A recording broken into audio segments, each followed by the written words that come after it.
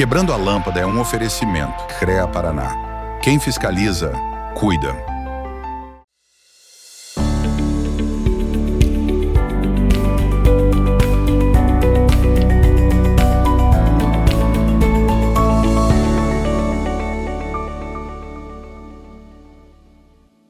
Tudo bem, meus nobres? Começa agora o Quebrando a Lâmpada, o programa que fala sobre inovação e cases de sucesso para quem quer pensar fora da caixa e transformar ideias em realidade. Este programa tem o apoio do CREA Paraná, Conselho Regional de Engenharia e Agronomia do Paraná, que fiscaliza e garante que obras, serviços e projetos sejam conduzidos por profissionais habilitados com ética e responsabilidade. O CREA Paraná protege a sociedade, valoriza a engenharia, a agronomia e as áreas tecnológicas, além de apoiar o desenvolvimento profissional e a inovação que transforma o Paraná. E do grupo Pumatronics, que desenvolve soluções que atuam diretamente na sua vida, tornando rodovias e cidades mais seguras e eficientes, com sistemas de pesagem em movimento, pedágio eletrônico sem cancelas, sensoriamento climático e iluminação pública inteligente. O grupo contribui para reduzir acidentes, otimizar a mobilidade e melhorar a gestão urbana. É tecnologia aplicada à infraestrutura, gerando mais segurança, eficiência e qualidade de vida para a população. E eu sou Gilles Balbinotti e já peço para você nos seguir em nossas redes sociais, Instagram, acompanhar nosso canal no YouTube, no Spotify e não perder nenhum conteúdo exclusivo do programa. As palavras que definem o episódio de hoje são experiência e inovação. Estamos recebendo aqui com muita alegria o meu amigo Euclésio Manuel Finati, engenheiro civil, empresário e uma das grandes referências da construção civil no Paraná. Com mais de 38 anos à frente da Braingel, atua diretamente no desenvolvimento do setor, com uma trajetória marcada por liderança, gestão e participação ativa em entidades como Sinduscom, CREA e CEBIC, reconhecido também por sua atuação como palestrante e por incentivar a busca por novos métodos construtivos no Brasil e no exterior. É um profissional comprometido com o futuro do setor e da sociedade. Seja muito bem-vindo, Euclésio Manuel Finati. Euclésio, é uma alegria ter você aqui no programa Quebrando a Lâmpada, onde já passaram vários engenheiros, eu também que sou engenheiro, então muito obrigado pela tua presença, para trazer a tua jornada vitoriosa, empreendedora, inovadora e o principal, uma jornada que gerou soluções que resolvem problemas para melhorar a vida das pessoas, da sociedade como um todo. Seja bem-vindo, já te passo a palavra aí para ouvir essa sua primeira fala. Obrigado novamente. Gilles, muito obrigado. Eu que agradeço a oportunidade de estar aqui. Na verdade, eu acho que você foi muito gentil aí na definição das minhas trajetórias, né? Eu acho que nós estamos aí há algum tempo. Sou formado em engenharia e economia, em engenharia já há 44 anos. A gente trilhou aí bastante coisa ao longo dessa vida, né? E tenho o prazer de estar hoje ainda em atividade. Fiz 70 anos agora em setembro do ano passado, mas assim, não quero parar porque eu acho que a gente tem que contribuir positivamente para o desenvolvimento da sociedade e principalmente, né, como engenheiro civil, a gente sabe a diferença que a gente pode fazer para a sociedade, para o desenvolvimento, para a infraestrutura, para aquilo que é importante para o desenvolvimento de uma cidade, de um país. Enfim, a gente hoje tem uma consciência muito forte do porquê que a engenharia e o trabalho que a gente está fazendo pode, de uma maneira ou de outra, estar fazendo com que não só as grandes cidades, mas as pequenas cidades se transformem. Então esse é o trabalho que a gente vem fazendo hoje. Sou grato também ao trabalho que de uma maneira ou de outra, no CREA vem desenvolvendo já há quase 8 anos, né? Fui assessor do presidente Ricardo Rocha e hoje assessor do presidente Clodomiro Ascar. Então, nesse trabalho, a gente está conseguindo mudar um pouquinho a formatação, a maneira como o CREA atua, né? Eu acho que é uma entidade que está aqui há quase 100 anos, mas que a gente sabe que essas transformações que a sociedade está vivendo, é importante também que as entidades que a gente participa também façam essas mudanças, né? Então, agradeço de novo a estar aqui com você e vamos bater um papo aqui para ver se a gente consegue continuar contribuindo aí com a sociedade. Com certeza, Euclésio, um dos propósitos do programa Quebrando a Lâmpada além de mostrar a jornada dessas pessoas mentes brilhantes, de quem transformou ideia em ação concreta, esse é o propósito. Sim. A gente costuma falar que aqui esse programa é um showroom de pessoas mentes brilhantes que resolveram problemas. E o segundo propósito, não menos importante, é inspirar quem está nos assistindo.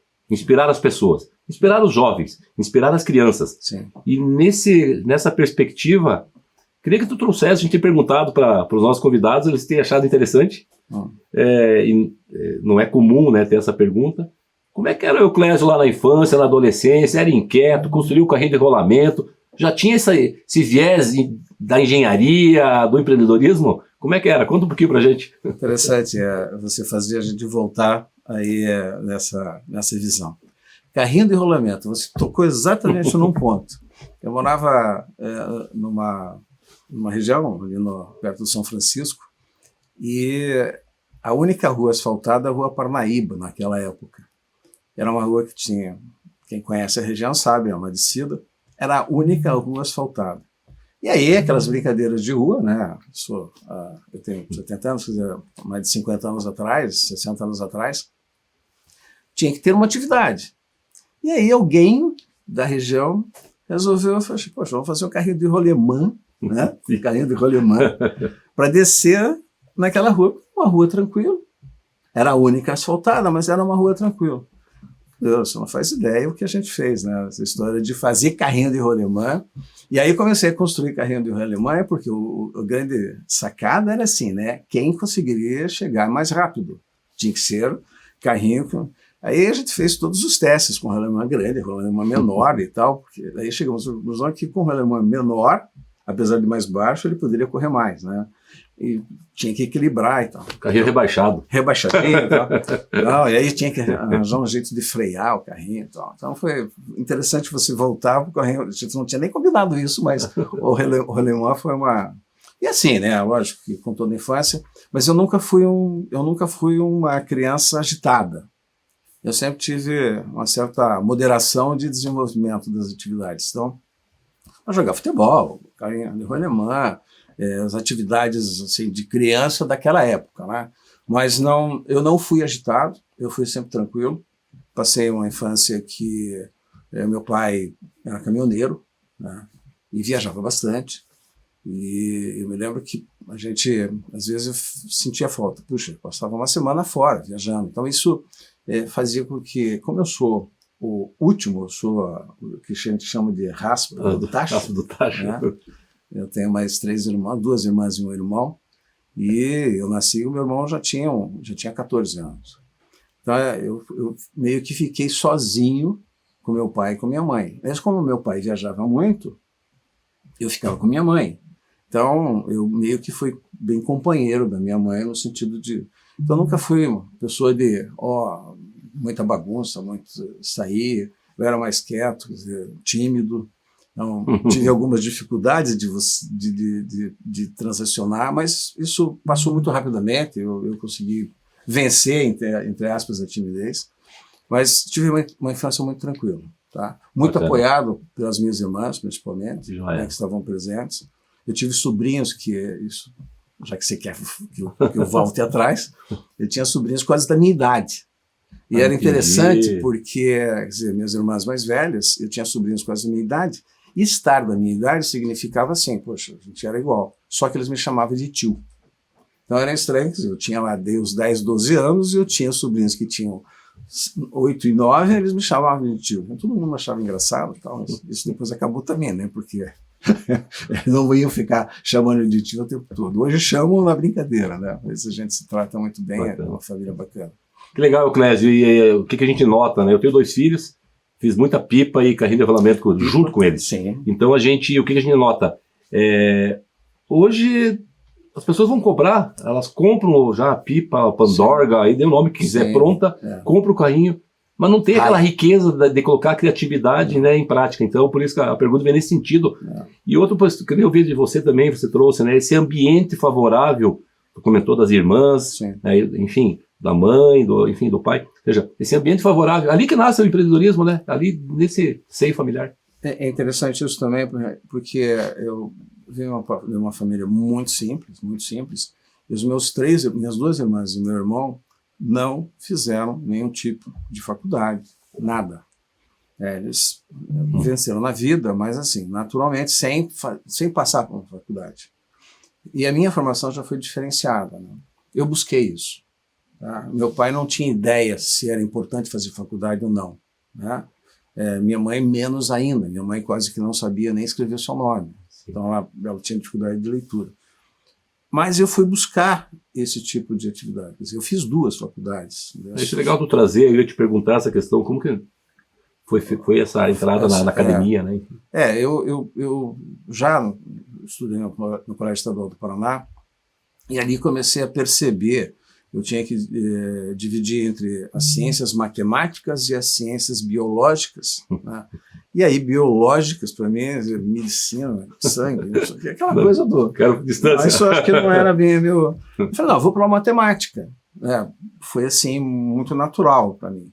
Nas ciências matemáticas, eu comecei a perceber, puxa, mas para onde você vai? Porque você é muito pequeno, no sentido de não ter conhecimento, né? E não ter uma família que pudesse dizer assim, olha, é importante você fazer isso ou aquilo. Eu não tinha essa formação familiar em que pudesse me conduzir para algum caminho. Né? Isso fui eu que trilhei no momento que eu estava no colégio estadual e percebi a importância da matemática, daí eu comecei a pensar na engenharia mesmo, né? E foi aí um caminho muito natural, né? Que saiu daquilo que eu comecei a pesquisar, porque eu sempre fui de perceber e começar a olhar sem muita influência, sabe? Eu queria saber por mim mesmo. Aí trilhei normalmente, fui fazendo. Não consegui passar no primeiro vestibular, não consegui, de engenharia na Federal. Acabei passando em economia, né? Era um segundo vestibular. Acabei passando em economia, e aí comecei a fazer economia, daí no segundo ano eu consegui passar em engenharia, trilhei os 2 caminhos juntos, e aí tem uma outra questão muito séria, porque eu acabei passando na PUC, sou o primeiro filho da PUC. E primeira turma da Pontifícia Universidade Católica. E aí tinha uma questão séria, porque assim como hoje não era muito barato a PUC. E eu tive que tentar começar a trabalhar. Aí fiz um curso público, porque meu pai não conseguia pagar. Fiz o concurso público, passei no concurso público. Aí só para não ficar contando todas as histórias, mas eu fazia engenharia de manhã, eu tinha que trabalhar à tarde, né, 7 horas, era 8 horas por dia, e as outras horas eu fazia no final de semana num posto de assistência médica, porque eu trabalhava no Instituto Nacional de Assistência Médica da Previdência, e trabalhava, e à noite ia para a universidade para fazer economia. Então fazia engenharia de manhã, trabalhava à tarde e à noite ia fazer economia. Isso foram 2 anos, quase 3 anos, e a gente teve que desenvolver eu tive que fazer uma série de atitudes para poder vencer, né? A minha jornada diária foram 2 anos assim extremamente delicados. Me formei em economia, aí toquei em engenharia. Que bacana, isso mostra, a gente vai finalizar o primeiro bloco, Clésio, como a conversa é boa, o tempo passa rápido.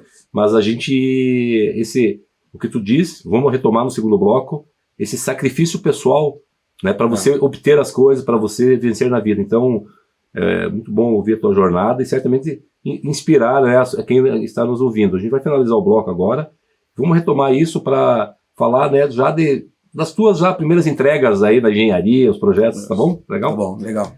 Não sai daí, porque a nossa conversa está só começando e tem muito mais no segundo bloco. O Quebrando a Lâmpada volta já.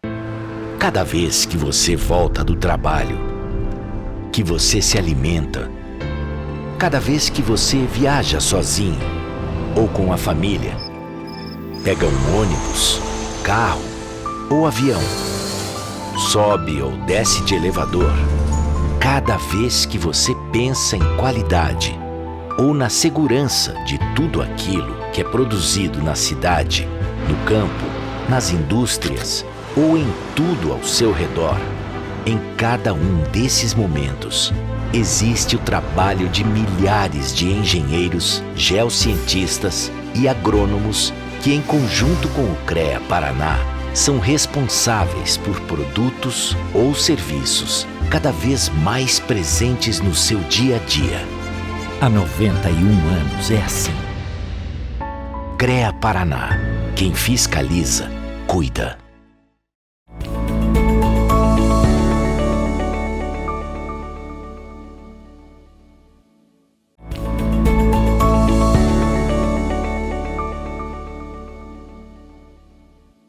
Sejam bem-vindos de volta ao Quebrando a Lâmpada. No episódio de hoje, nossa conversa é com o Euclésio Manuel Finati, engenheiro civil, empresário e referência na construção civil. Agora seguimos nessa troca sobre construção civil, inovação, sustentabilidade e o desenvolvimento do setor no Brasil, né, Euclésio? A importância da engenharia para construir as cidades, para melhorar a vida das pessoas. Aonde a gente vai hoje tem uma obra de engenharia ali no contexto que tu está... enfim. Mas antes eu queria um passinho atrás, falar dos teus primeiros empreendimentos, ou seja, as tuas primeiras obras de engenharia. Fala um pouquinho dessa jornada, por favor. Eu acho que é importante citar o seguinte: como nós estamos hoje vivendo num mundo em que está com dificuldade do jovem entrar numa carreira como a engenharia, por exemplo, que é muito mais fácil. Hoje você pega o seu celular e você tem tudo no seu celular, você desenvolve as suas atividades, e o jovem, principalmente, acha que resolve o problema tudo dentro do celular. Isso não é bem assim. A gente sabe que modernizou demais, mas as dificuldades iniciais fizeram com que eu hoje tivesse absoluta convicção de que a gente precisa passar por uma jornada de conhecimento mais profundo, né? Então, eu comecei, por exemplo, eu tenho uma empresa construtora há 40 anos. Me orgulho de dizer o seguinte, que dificilmente alguém vai encontrar uma empresa construtora de 40 anos que tenha o mesmo dono, mesmo CNPJ, tá? E mesmo nome da empresa, tá? Com o mesmo CNPJ. Tá? Tive dificuldades, tenho dificuldades, não nego isso, para manter, mas tenho isso como um legado que a gente conseguiu construir. Mas como é que a gente começa isso, Gilles? Fiz mais de 80 projetos, particularmente, desenvolvendo isso, fazendo projeto e executando obra.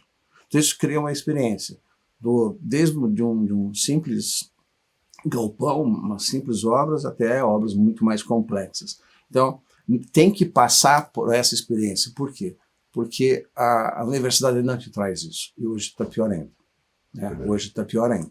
Então, quando você pensa em uma universidade que faz engenharia, qualquer engenharia, no caso, engenharia civil, EAD, como é que você vai ter a mínima da experiência para você fazer bem feito? Então, eu sou absolutamente contra o EAD para a engenharia.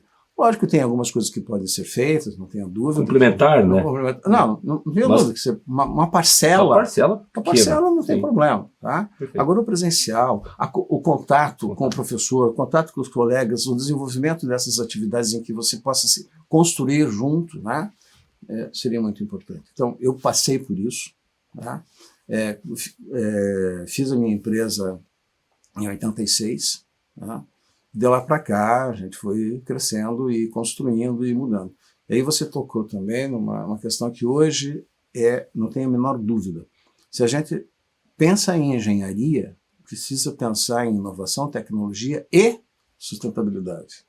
Certo. Não dá para que nós continuemos desenvolvendo atividades de engenharia sem que a gente não pense em como que você possa fazer com que os produtos, o fornecimento daquilo que você vai construir venha de lugar correto e que, principalmente, né, vá para o lugar correto, depois, caso haja sobra. Então, esse caminho, essa mudança de pensar na sustentabilidade, ela é fundamental para as metodologias construtivas modernas, para a inovação, para a industrialização na construção, que é uma das coisas que já há alguns anos eu venho batalhando, né? Sair desse empilhar tijolo, desenvolver atividades da extração da natureza em barro para fazer um tijolo, para daí empilhar num prédio e disso sobrar algo que você volta para a natureza. Não dá mais para admitir isso. Por isso a gente precisa pensar em tecnologia, inovação, sustentabilidade para mudar esse cenário todo. Então isso é uma coisa que eu sempre falo. Eu digo que cabelo branco demonstra alguma experiência. Tá? Mas, às vezes, o cabelo branco ele não muda daquilo que ele fazia antes. Então, toma cuidado. Toma cuidado, porque no momento em que você conversa com alguém de cabelo branco e ele diz não vai mudar, esquece, deixa ele de lado. Pode pensar em mim, porque eu vou mudar, porque eu faço inovação, porque eu quero fazer. Então, quem tem cabelo branco, mas que pensa no futuro e que pensa em mudança, aí tudo bem. Se não, deixa de lado, porque vai pensar com quem vem, o jovem que está vendo, para pensar nessa mudança. Então, eu digo que há uma necessidade de a gente alterar a forma de execução de qualquer tipo de obra, em qualquer tipo de engenharia, para a gente poder dar para a sociedade algo melhor, né? Algo realmente sustentável. Bacana essa mensagem que tu traz, essa mente aberta, né? Você tem que estar a mente aberta, né? Para não tem a ver com a idade, tem a ver com você ter a mente aberta para a tecnologia está aí, quer dizer, você tem que ter essa atualização, né?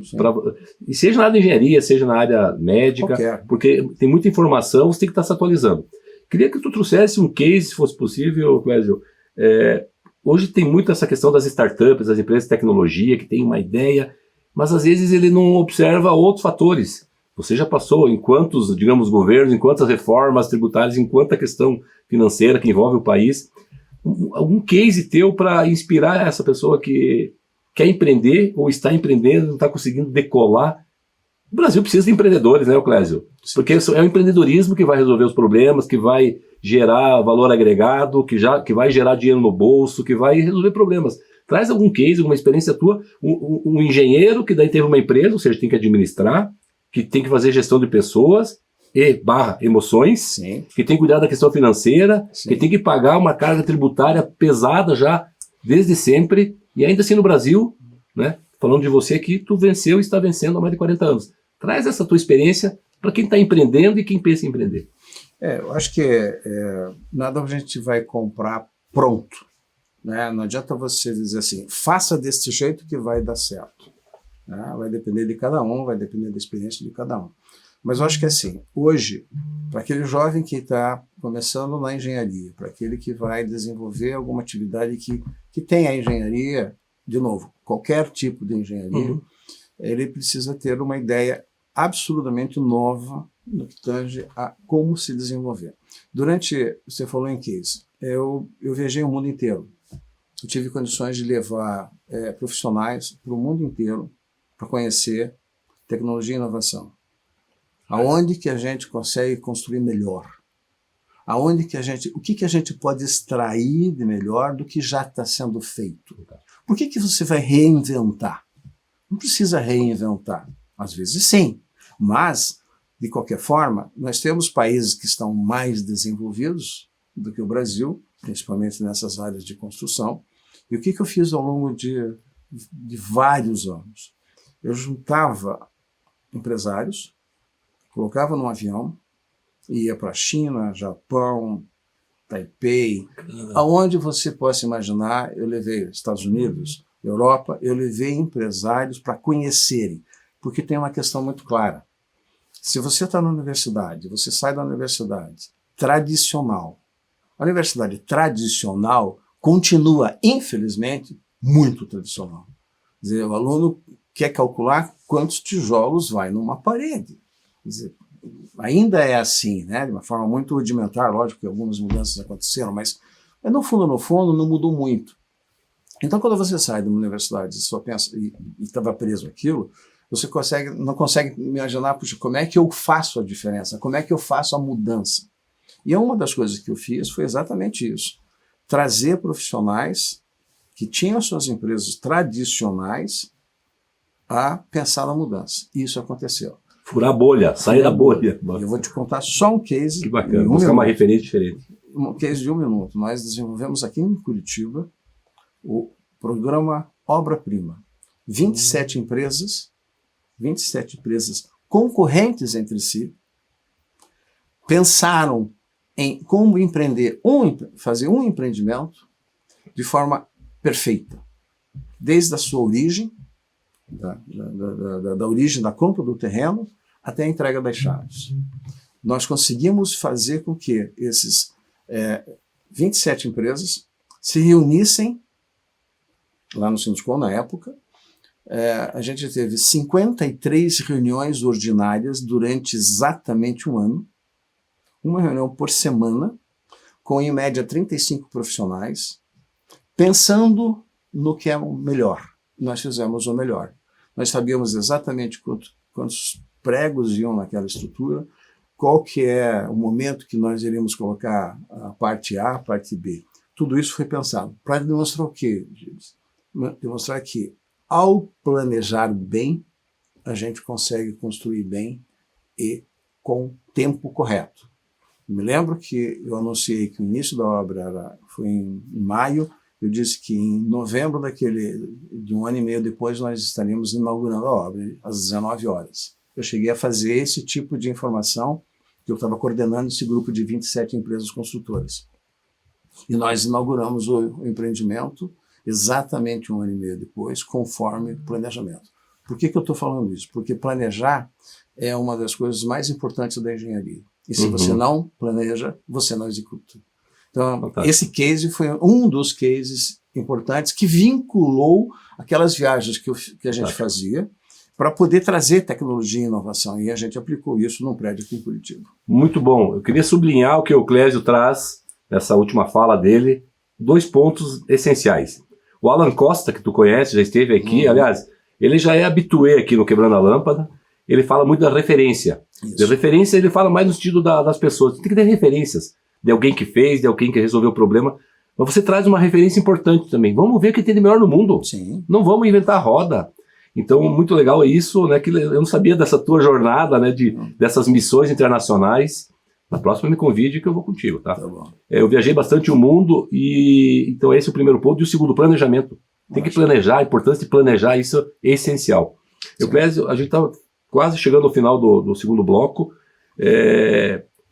Vou pedir para você agora, a gente sempre pede as aspas aqui, de pessoas experientes, nesse caso com o cabelo branco, mas aqui com muita entrega concreta, as aspas para essa juventude que está aí em dúvida, e também, eu digo mais, para os pais da criançada, porque a inspiração vem dentro de casa. Sim. Nós temos que formar, diversos profissionais, mas engenheiros têm mais de 500 mil postos de trabalho abertos para a engenharia. Eu acho que esse é o número no Brasil, mas no Paraná também. Deixa essas aspas de alguém experiente, do engenheiro, para os jovens, aí, para as crianças, porque a gente precisa deles. Veja, a gente tem noção muito clara que se nós conseguíssemos crescer o PIB brasileiro em torno de 3,5% a 4%, que seria o grande ideal mínimo para que nós pudéssemos mudar a nossa realidade.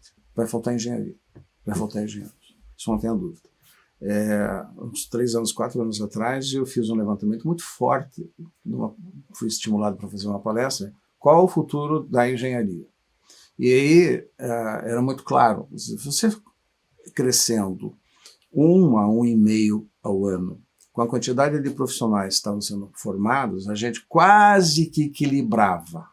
Mas se a gente pular 1% no PIB de crescimento, a gente já sai do desequilíbrio da necessidade de profissionais. Então, assim, qual é a mensagem? Os pais hoje não pensam desta forma, muito provavelmente. Tem lá suas atividades e fazendo com que seu filho vá para a escola, mas não está pensando o que vai acontecer daqui a 10 anos, daqui a 15 anos.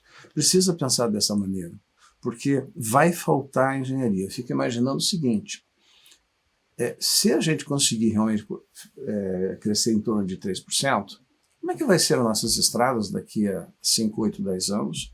Como é que vai ser o transporte público daqui a algum tempo? E quem é que vai pensar nisso? Com todo respeito, não vai ser o médico, não vai ser o advogado, sabe? Não vai ser o psicólogo ou o professor, vai ser as engenharias. As engenharias precisam estar. Então, a gente precisa estimular, fazer com que esses pais de hoje, que têm seus filhos com 7, 8, 10 anos, comecem a pensar da importância que eles vão ter, esses seus filhos, para o futuro desses pais. Sim. É uma questão que ninguém começa a pensar nisso. E isso realmente vai acontecer. Tá? Eu tenho, infelizmente, tenho certeza de que nós vamos ter gargalos da infraestrutura que já tem hoje. Eu digo o seguinte, é possível que eu ou você, Gilles, se precisássemos de um médico de imediato, a gente entra numa ambulância, a gente pode morrer no tráfego. Sim, por não ter uma boa engenharia de tráfego. Porque não tem uma engenharia de Com tráfego certeza. correto. Então, assim, a gente tem que pensar nisso, tem que mudar essa realidade, e hoje quem pode fazer isso são os pais dessas crianças de 8, Fantástico. 9, 10 anos. No terceiro bloco a gente vai falar de inovação também e continuar com essa inspiração, tá bom? Já já a gente volta com mais insights e histórias inspiradoras que podem acender muitas luzes aí na sua cabeça. Fica por aí, o Quebrando a Lâmpada volta já.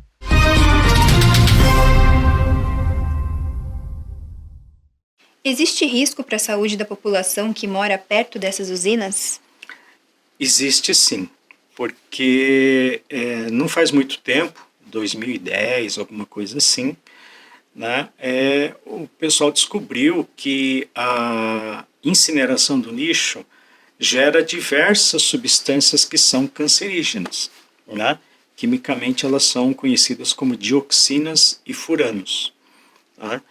E por isso essa tecnologia está sendo banida do hemisfério norte, né? E eles estão procurando novas formas de processar o lixo, e inclusive eles vêm visitar outros países que têm tecnologia para substituir a incineração. Então, é importante ter novas tecnologias, porque o aterro sanitário também ninguém quer perto de casa, porque tem cheiro, tem uma movimentação de caminhões, e tudo isso estimula o desenvolvimento tecnológico de alternativas. Uhum. Além da queima do lixo e essa poluição, essa energia que é gerada, ela pode gerar energia sustentável, né, essa queima do lixo? Sim, sim. Esse calor gerado na incineração pode gerar vapor d'água, né, em caldeiras industriais, e isso movimenta geradores de energia elétrica, né? Então, uma possibilidade é a geração de energia elétrica de forma meio parecida como algumas usinas termoelétricas instaladas no Brasil, né, movidas a petróleo, né, simplesmente substituindo o petróleo pelo resíduo sólido urbano. Com isso, a gente pode considerar que essa energia elétrica seria sustentável também.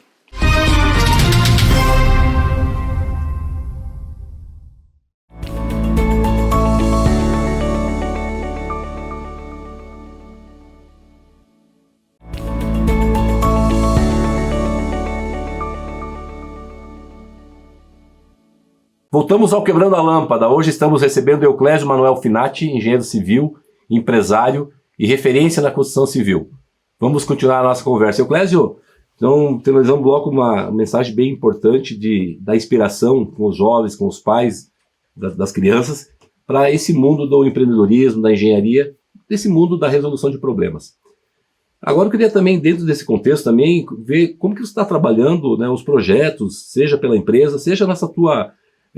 sabe, você enquanto, né, eu diria um conselheiro associado, né, do CREA, do CONFEA, enfim, das obras, né, do Paraná, do Brasil, em relação à questão da inovação, da inteligência artificial, da plataforma BIM. Traz algum case que você possa, nessa tua fala desses projetos, dizer como está sendo tratado isso, né, tecnologia chegando para melhorar, né, a questão da transparência, do acompanhamento de obras, enfim, por favor. Eu acho que a gente está passando por uma nova transformação, e você citou uma delas.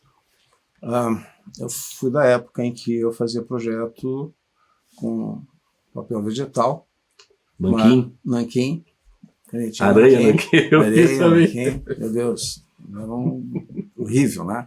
Mas aprendi a fazer projeto ali. qual foi a primeira transição, grande transição, né? A gente saiu do papel para a tela, né? Foi para o AutoCAD. Ali já foi uma grande transição que foi difícil de se adaptar de imediato, né? Hoje, a maior transição é para o BIM. Build Information Model. De forma muito objetiva. É mostrar para o teu cliente, no mesmo instante em que ele está falando com você, para ele entender como que é a imagem da casa ou do empreendimento que ele queira naquele instante. Então a gente consegue hoje, em simples alterações no teclado, mostrar para o cliente como é que funciona isso. E isso é uma mudança substancial, não só para quem é empreendedor, mas na minha concepção, para as obras públicas. Tá? O que vai acontecer? Hoje, as obras públicas, nós temos uma quantidade absurda de obras paradas, por força de projeto errado, execução mal feita, empresa que não tinha a menor condição de fazer e que se mergulhou no valor. E ao mergulhar no valor, porque achava que era possível desenvolver o projeto, achava que era possível construir daquela forma. Com o BIM, isso vai acabar. Por que vai acabar? Porque com essa plataforma, a gente vai saber exatamente quantos joelhos, né? Quantos metros de cano eu vou precisar na hidráulica, na elétrica, qual é a quantidade exata de concreto, se forem dentro dessa tecnologia em si. Tudo eu vou ter isso absolutamente correto para informar na licitação. Perfeito. Então, o poder público vai usar o do BIM para fazer uma boa licitação. Então, tudo vai estar pronto ali. Então, aí uma outra mensagem que eu gostaria de deixar. Hoje, quem conhece de BIM tem emprego garantido. Bem valorizado, por sinal. E valorizado. Né? Então, assim, é importante fazer engenharia, mas é importante também estudar o BIM de forma mais profunda. Certo. Então, assim, há uma necessidade de a gente trilhar esse caminho do BIM, que eu falava 10 anos atrás, que em 5, 8 anos, quem não tivesse conhecimento de BIM estaria fora do mercado. Infelizmente, esse tempo está demorando um pouco mais. Sim. Tá? Mas o poder público já fez uma nova ampliação de tempo, né, para exigir projetos em BIM. Agora já ampliou mais 6, 8 meses. Mas o estado do Paraná, Santa Catarina já está fazendo isso, e outros estados estão começando a exigir projetos em BIM. Então você não tem como hoje não estudar isso. Já está na exigência, já está no termo de referência. Já está tudo certo para isso. Não, perfeito. Então, essa é uma situação absolutamente que não é nova mais, mas necessária essa mudança. Então, certo. O BIM para mim, a mudança de chave, principalmente para o setor público, né, que vai licitar melhor. Oh, bacana. E essa questão junto, de mãos dadas com o Digital Twin, né, o gêmeo digital, tu faz o projeto, sim, tudo isso. A inteligência artificial veio aqui para corroborar, contribuir. Sim. Mas a inteligência humana ainda está no comando, né? Não dá para a gente deixar de lado a inteligência artificial. Eu estou estudando isso. Estou estudando fortemente o IA. Né? Não posso parar de estudar. Eu hoje estou usando o IA dentro do que é possível, né? Mas estou estudando o IA porque não dá para você deixar de lado. Bacana. Tá? Não, e tem que atrelar ao BIM, tem que atrelar a novos métodos construtivos e tal. Então, isso não dá para parar. Agora, você tem que ter conhecimento básico. É básico. É básico, não tem como. Queria sublinhar aqui, ó, dar os parabéns, Euclésio, 70 anos, engenheiro, empreendedor. Olha o que ele falou agora na última fala. Que está estudando IA, está lá, fortemente, ele falou, colocou essa palavra, inclusive. Fica uma mensagem para cada um de nós, cada um da nossa audiência, sempre. É educação continuada. Não podemos sair da agenda. Parabéns, Euclésio. Euclésio? Eu durmo, quando muito, 5 a 6 horas. Quando muito. Então, minha jornada tem, enfim, quase 20 horas, mas eu encaixo na minha jornada todos os dias algo de inteligência artificial, porque eu não posso ficar para trás. Eu sempre falo o seguinte, eu estou com 14 aqui Meu iPhone é 14, eu preciso do 16, 17, porque estou atrás. Então eu penso nisso o tempo todo, faço isso o tempo todo, e realmente, não é pelos meus 70 anos. Não, é que eu acho que a gente precisa estar renovando, a gente precisa estar pensando nisso o tempo todo. Somos jovens de 8 a 80, né? Com certeza. Né? Eu digo o seguinte, tem uma outra fase que você tocou. Eu não tenho 70 anos, eu sou um jovem cada vez mais experiente. Ótimo, perfeito. CREA, aliás, agradecer o CREA aqui que está conosco, o sponsor, né, o presidente Ascari acreditou no nosso projeto, está conosco já desde o ano passado, e obrigado, CREA, obrigado.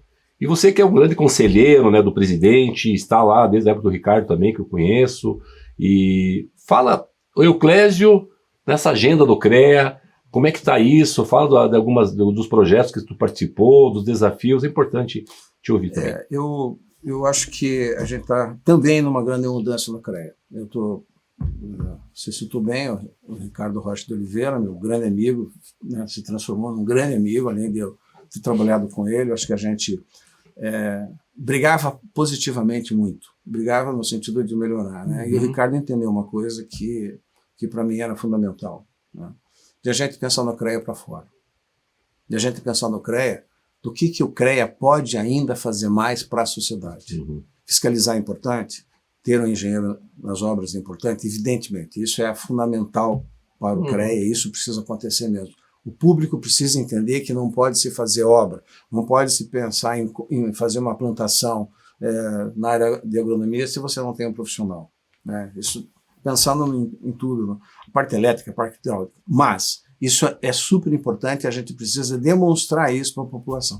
Mas mais importante do que isso como é que eu, estando aqui hoje, sendo assessor do presidente, que tem, e falando teoricamente, em nome de 100 mil profissionais, como é que esses profissionais podem fazer mais do que já estão fazendo?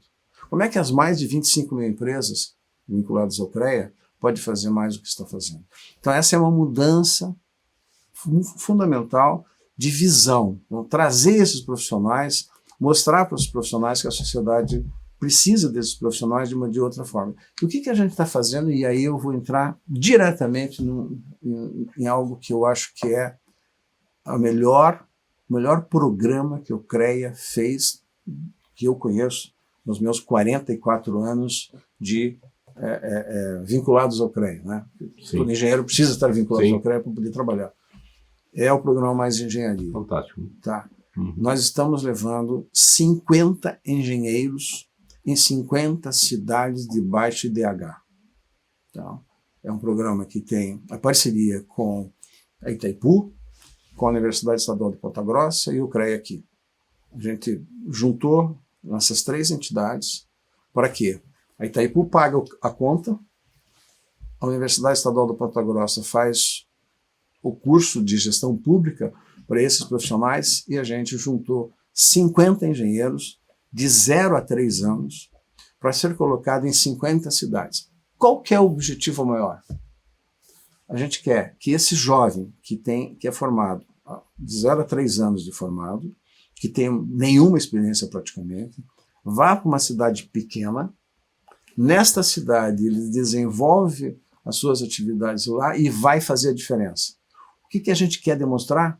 Que a engenharia pode fazer a diferença para aquela população, naquela cidade de 2.500, de 3.000, de 5.000, no máximo 10.000 habitantes. Então, a diferença que a gente demonstra é a diferença desse profissional fazendo o projeto e executando eventualmente obras para aquela cidade. Então, é um programa que é disruptivo. E é modelo para o Brasil, né? Modelo pro Brasil. Eu tenho conversado com o Ascari, aqui a gente está finalizando mais um bloco. Eu queria retomar no segundo bloco, inclusive, essa experiência que tu participou também em Rio Bonito do Iguaçu. O CREA participou diretamente nessa reconstrução, né, do município, com toda essa expertise, com toda essa equipe, né, não só do Paraná, mas que vieram também dos outros estados, tá bom? Legal. Fica por aí para o nosso próximo e último bloco, O Quebrando a Lâmpada volta já. O que nasce como um desafio escolar no Museu Tingui-Coeira tem o potencial de se transformar em solução para as empresas da região. O Hackathon Inova Araucária desafia estudantes do ensino médio técnico a pensarem como empreendedores, resolvendo gargalos reais do dia a dia da cidade. Para eles, tendo esse network, está melhorando bastante, porque eles estão deixando de ser apenas conversa, mas eles estão sendo players, né, para essa conversa andar, para essa conexão funcionar. A gente se esforçou pra caramba, então é muito gratificante ver que a banca viu o nosso esforço, né? Eu que apresentei sozinha porque nós somos meio tímidas, mas assim, eu agradeço a elas porque sem a Mara e a Mi, o projeto não teria saído no código e sem a Malu não conseguiria ter feito as pesquisas. Para que esse conhecimento não se perca após o evento, é preciso que o mercado esteja atento. As parcerias com grandes indústrias e o setor comercial garantem que os talentos locais encontrem espaço para crescer sem precisar sair do município.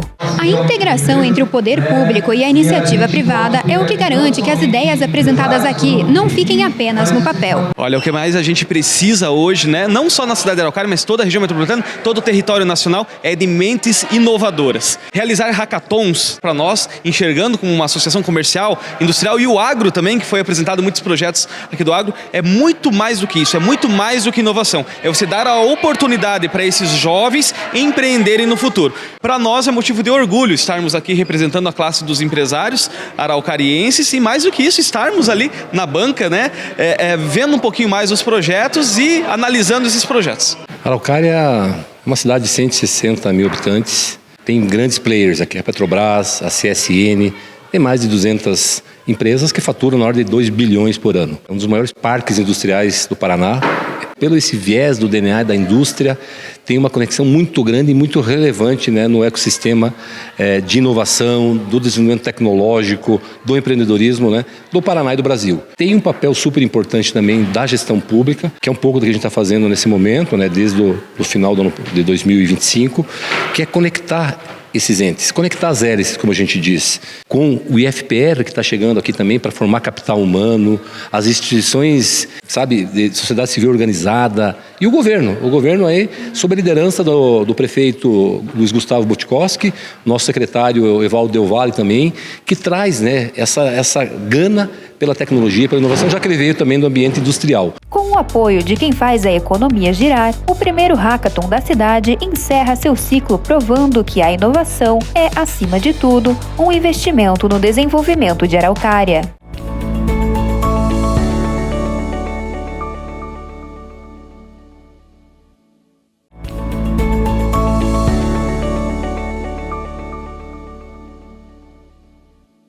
Estamos de volta ao último bloco do Quebrando a Lâmpada. Agora vamos falar sobre futuro e outras entregas muito concretas e importantes que o CREA liderou. Clésio, a gente estava comentando, né, anteriormente, enfim, dessa participação importante, efetiva, relevante para construir cidades, melhorar as cidades e os municípios, eu coloco municípios porque tem grande atuação também na área rural, e reconstruir cidades também. Fala dessa experiência fantástica que teve aí no ano passado. Eu acho que uma das experiências que por um lado foi trágico, que foi a questão do Rio Bonito, mas por outro lado demonstrou aquilo que eu falei inicialmente. A gente precisa fazer mais. Quer dizer, mais de 100 profissionais participaram da ideia do que estava acontecendo em Rio Bonito. As casas tinham que ser destruídas, a estrutura precisava destruir, ou seja, a gente fez uma avaliação daquilo que tinha em Rio Bonito. Então foram mais de 100 profissionais se dedicando para poder fazer um grande laudo da estrutura que ficou daquela tragédia de Rio Bonito. Então, foi um trabalho especificamente definido e muito rápido. De forma rápida, em menos de 48 horas, nós tínhamos lá 45, 50 profissionais se dedicando para demonstrar que a engenharia pode ajudar nesse momento sério. Então, o Rio Bonito é o grande exemplo de um trabalho muito recente, da atividade, do movimento que o CREA pode fazer a favor de uma reconstrução. Tá. E eu falei, já que você citou cidades, eu tinha começado a falar do Mais Engenharia. Né? eu vou repetir uma questão que eu acho que é fundamental. Eu estou correndo esses municípios. Eu tenho ido nos municípios.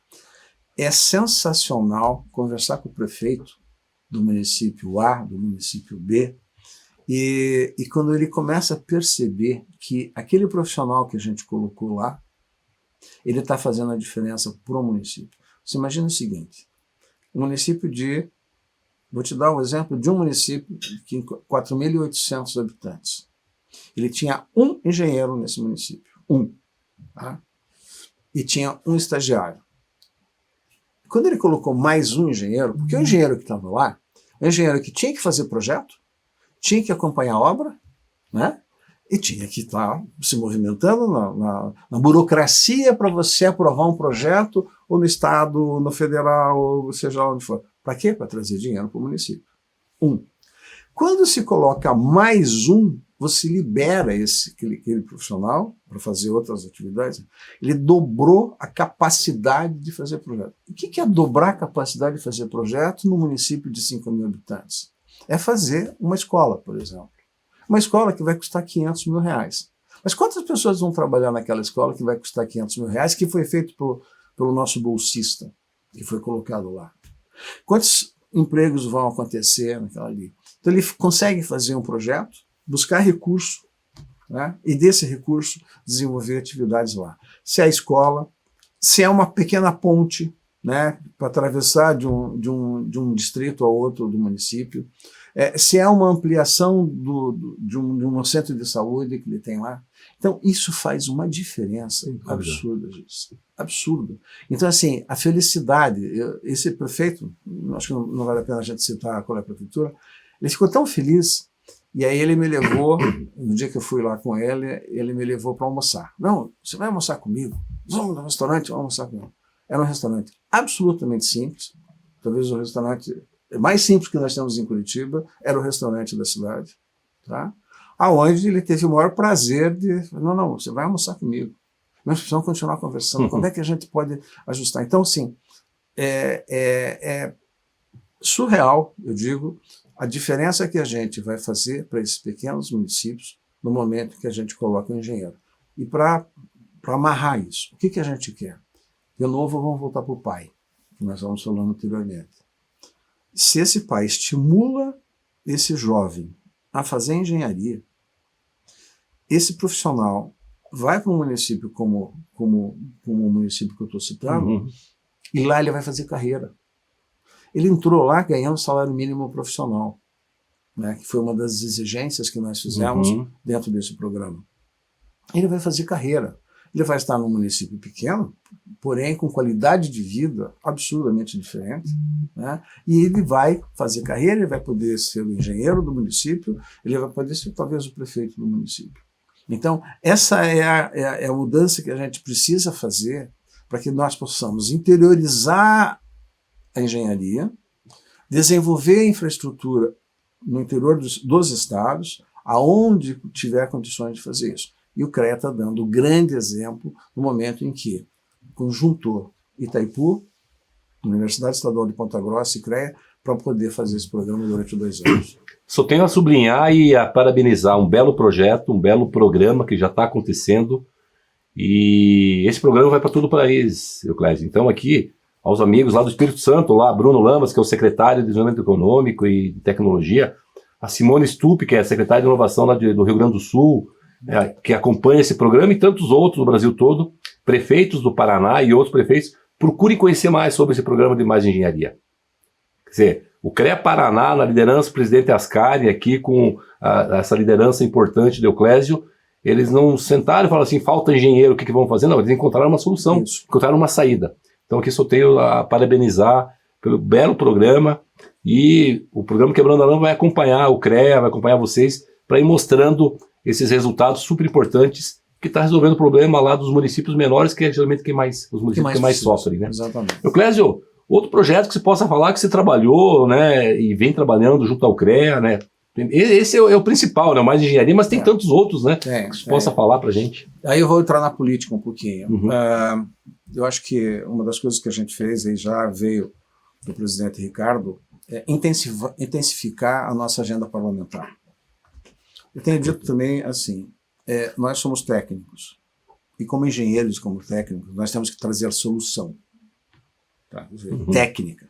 Boa. Só que, politicamente, a gente precisa atuar politicamente para poder fazer com que aquela solução técnica aconteça.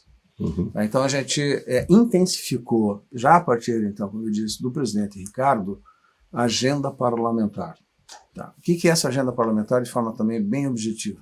Nós estimulamos os nossos profissionais de todo o Estado a pensar em eventuais projetos de lei que fosse de interesse de toda a sociedade, mas projetos de lei que tivessem um cunho absolutamente prático. Então nós criamos grupos de trabalho no Paraná inteiro e fizemos um grande funil de ideias e levamos esse funil de ideias para a Assembleia Legislativa. Como nós temos lá um único engenheiro civil deputado, que é o Fábio Oliveira, levamos para o Fábio... Já esteve aqui no Quebrando a Lâmpada. O Fábio já esteve. O Fábio, com certeza. E o Fábio levou entendeu isso, e hoje é o nosso grande parceiro, né? Lógico que nós temos lá um grupo de deputados que fazem parte dessa agenda parlamentar, mas o Fábio está liderando. Então são ideias. É uma mudança de comportamento também, gente, porque é o seguinte, nós, sociedade, às vezes absorvemos leis que a gente não participou. E a gente tem que seguir. Nós invertemos. Perfeito. Nós sugerimos leis. Nós sugerimos que não fizesse determinada lei porque a gente não achava que isso não ia funcionar. Então a gente inverteu. Nós levamos ideias de legislação para que a sociedade pudesse participar diferente. Então, muito, muito importante essa forma proativa de engajar todas as hélices, né? Ou seja, a Assembleia Legislativa, que é o poder legislativo do Estado do Paraná. Eu tenho acompanhado o CREA, vocês têm ido a Brasília, também tem que ir, Câmara dos Deputados, Congresso Nacional, trazer também a iniciativa privada. Vamos ouvir lá, né, quem está na ponta. Então é super importante essa articulação política. Não tem jeito, né? É super importante. A gente daqui a pouco vai se encaminhar para o final do nosso bate-papo, mas aqui eu queria de novo, né, me interessar aí aos engenheiros do Paraná, né? Primeiro dar os parabéns. Engenheiros e engenheiras, né, acompanhem, né, estejam junto, né, do CREA, né? O CREA precisa deles, sabe? Entendam mais, conheçam mais sobre esse projeto Mais Engenharia. E de novo aqui agradecer o CREA que está com a gente, porque esse programa é para mostrar também jornadas vitoriosas, assim como é do Euclésio, né, que quebraram lâmpadas, transformaram ideias em ações concretas. Uma última questão para ti, e depois a gente vai para os finalmente, né, para você também deixar os teus contatos, para as pessoas te seguirem. O Brasil tem jeito, nesse contexto da tecnologia que está aí, da IA, quer dizer, nesse contexto político, nesse contexto tributário. Fala da percepção do Euclésio, do ponto de vista, né, da perspectiva da engenharia, de reconstruir, de construir o nosso país. Como que está o Brasil? Eu sou um eterno otimista. Se eu não fosse otimista, eu não estaria fazendo aqui o que eu estou fazendo no meu dia a dia. Nós temos muitos problemas, nem vou entrar na questão política, porque eu acho que é um outro tema que a gente deveria abordar de uma outra forma. Mas, assim, eu acho que, independente do governo que tenhamos, a gente precisa fazer o quê? A nossa parte. Né? Perfeito. E a nossa parte é desenvolver atividades que possam contribuir. Eu falei agora há pouco, se o profissional consegue ter uma solução técnica, o político tem que entender essa solução técnica. Então, uma coisa que a engenharia não faz, e que eu deixo aqui, se possível, também uma outra reflexão, é o seguinte: nós não atuamos politicamente. É muito difícil você colocar um técnico para atuar politicamente. E se a gente não atuar politicamente, a gente perde. Sim. Então, essa é uma atividade que eu faço. O tempo todo, você falou de Brasília, estive em Brasília essa semana, né, conversando com N deputados federais. Por quê?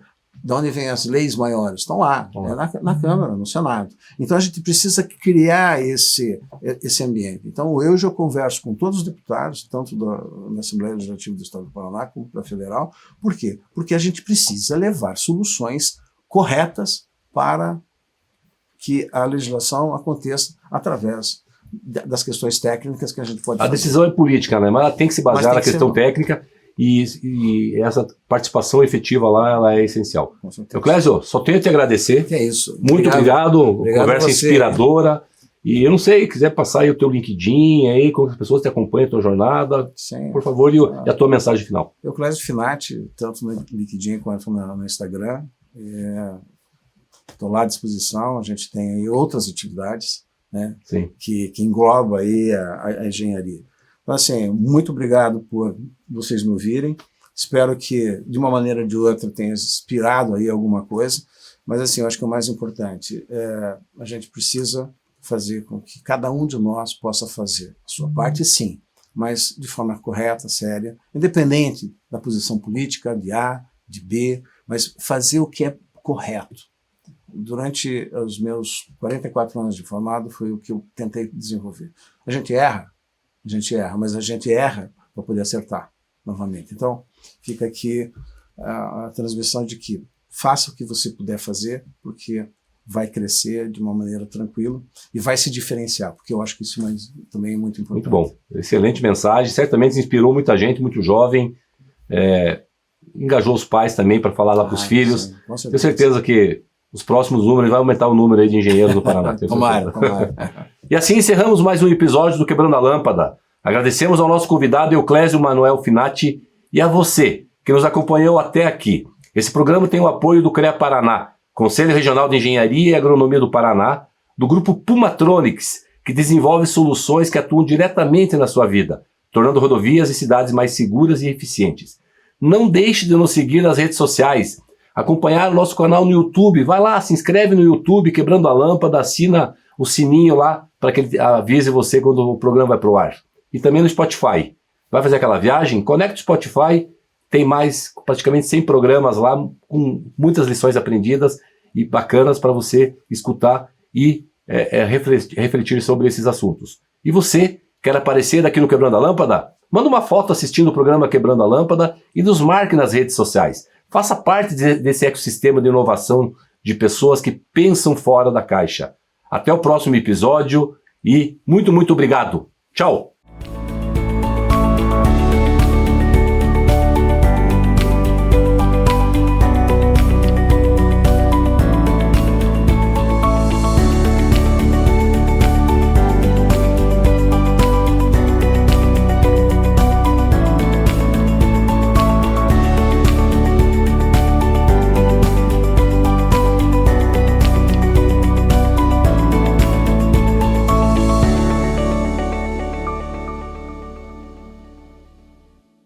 Quebrando a Lâmpada é um oferecimento. CREA Paraná. Quem fiscaliza, cuida.